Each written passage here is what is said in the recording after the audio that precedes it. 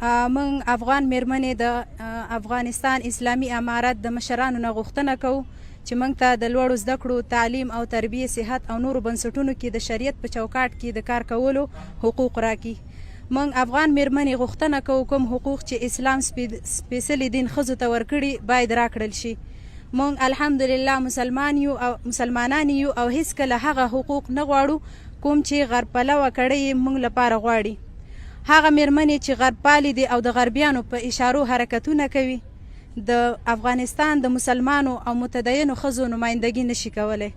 ترقي او پرمختګ په عریانت کې نشته. موږ افغان میرمنې د شرعي حجاب په چوکاټ کې ترقي او پرمختګ غواړو.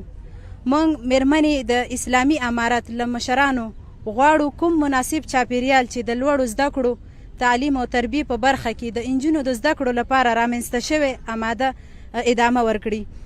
موږ د افغانستان اسلامي امارت د نظام ملاتړ کوو او هغه میرمنې چې د اسلامي نظام په خلاف کوم حرکات کوي په کلکو ټکو یې وغندي او د اسلامي امارت مشران نو همدا غوښتنه ده چې دغسې حرکتونو کولو ته اجازه ورنکړي. والسلام علیکم ورحمة الله وبرکاته.